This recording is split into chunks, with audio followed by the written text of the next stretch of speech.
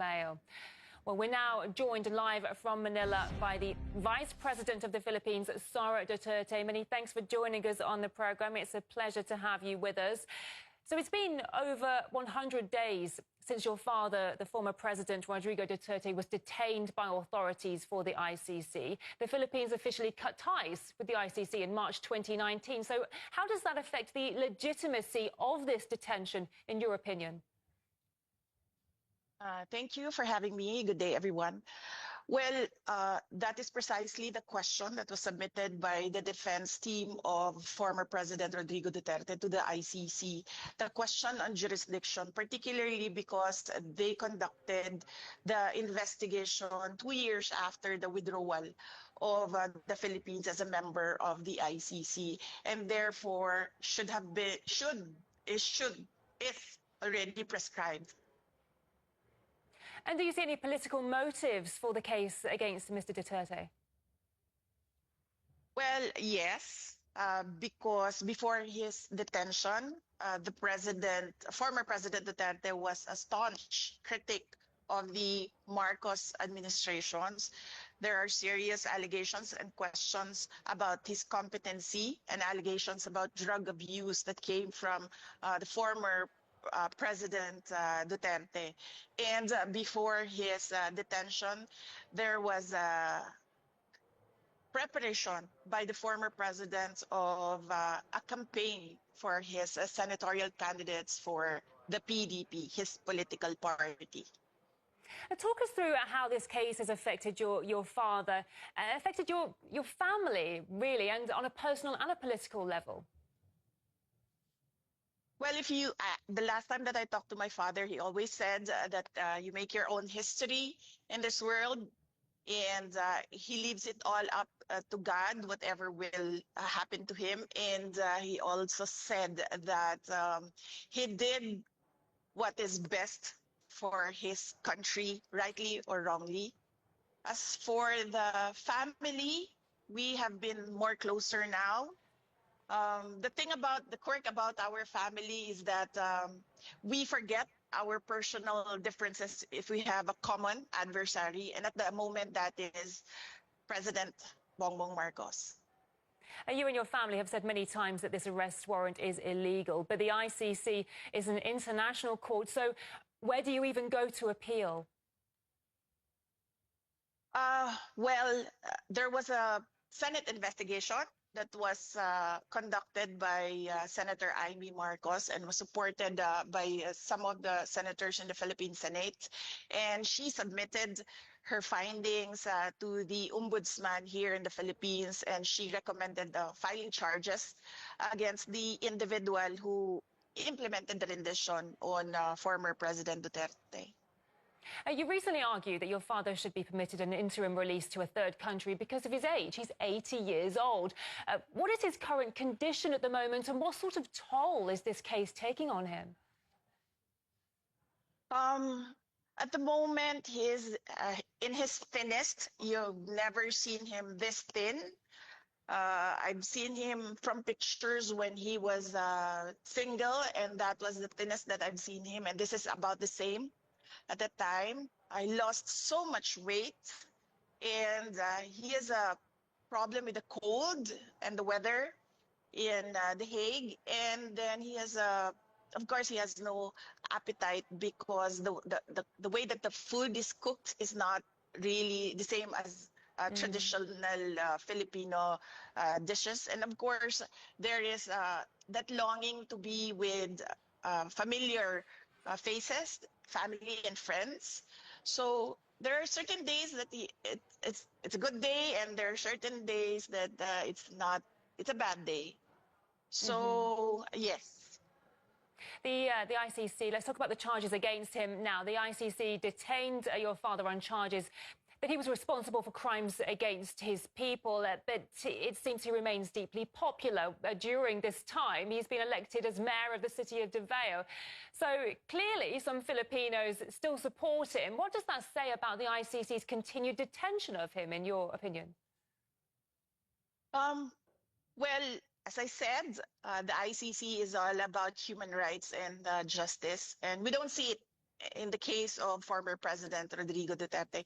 He has been in detention for more than 100 days without recourse for bail, and now his petition for interim release has been vigorously opposed without a legal reason by the prosecution. He has already stated in his brief that he is not a flight risk because of his age. If you can see the footage where he was pushed up the plane, he really had no strength at all to resist. And he doesn't intend to intimidate witnesses. He hasn't done that. He's been mayor. He hasn't done that. He was president when the ICC case was filed. He hasn't done anything at all with the witnesses. We all know the list of witnesses because we have information coming in from the investigations conducted by ICC investigators here in the Philippines, and he hasn't done anything. For the past 2 years, we've been telling him to prepare for the ICC case, but he said that it's all crap, it's nothing. And clearly, when we heard the charges, we found out that it's really nothing. It's 43 counts of murder. That's not even close to crimes against humanity. It must be an incredibly stressful time for you and your family. What message would you send to Filipinos around the world who continue to support your father? Yes, in fact, majority of the Filipinos in the Philippines continue to support former President Duterte. A lot of them pray for his return to Davao City, and a lot of them pray that he will be acquitted of the charges. And we thank the Filipino communities around the world for their prayers. It is a big help, and it helps President Duterte to know that Filipinos regularly visit The Hague, even if they are just outside the detention unit. And Filipinos regularly conduct rallies so that the world will listen of the injustice that is done to him by the ICC. And indeed, you have your own concerns currently with an impeachment process against you in the Philippines. You say it's politically motivated. Explain to us, what could these motives be exactly, and who do you think could be behind this? Well, it's all about the refusal or the intent of President Marcos. It is the intent of President Marcos not to step down. He wants to perpetuate himself or his family in power. It is clear from the moves of his administration against political opponents. And in fact, one of his relatives, and this is a personal knowledge of mine, has expressed that he wants to run for president. This all started with the People's Initiative, wherein they wanted to amend the Constitution to shift into a parliamentary form of government where the Prime Minister is not voted by popular choice.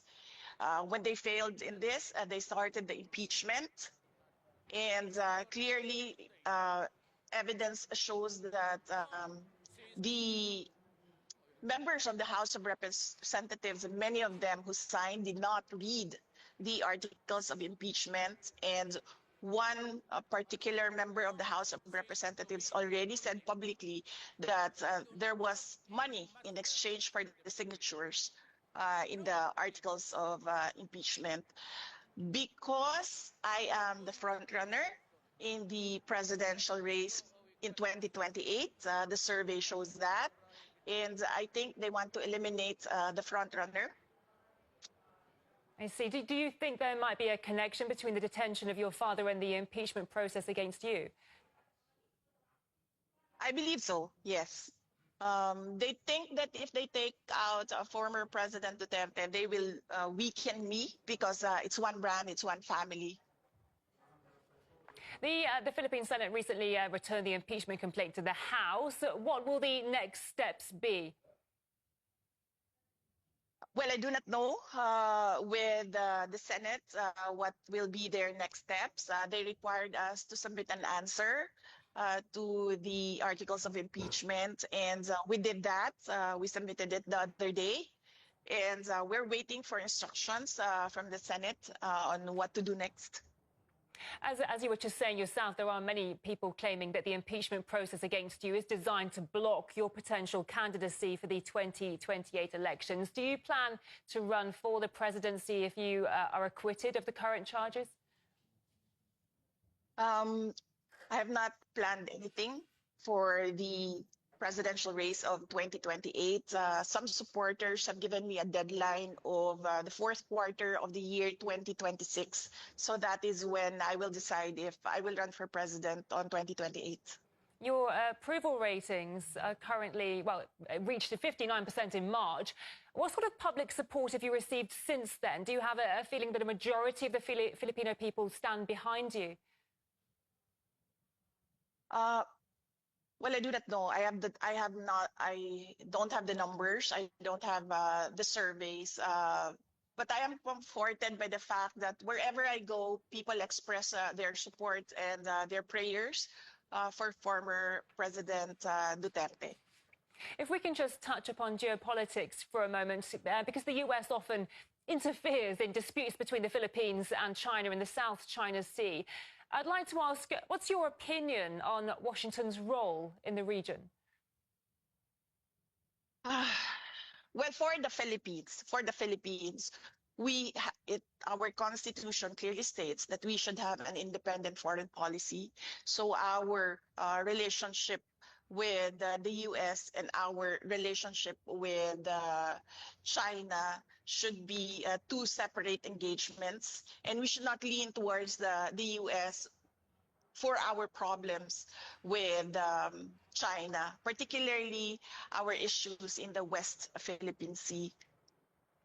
Yeah, the Philippines is kind of in the middle of all this, isn't it? Because the Philippines being a long-time ally of the US and Asia, at the same time, Manila maintains robust trade ties with China. So I'm just wondering how difficult it is for the Philippines to find the right geopolitical balance between these rival superpowers.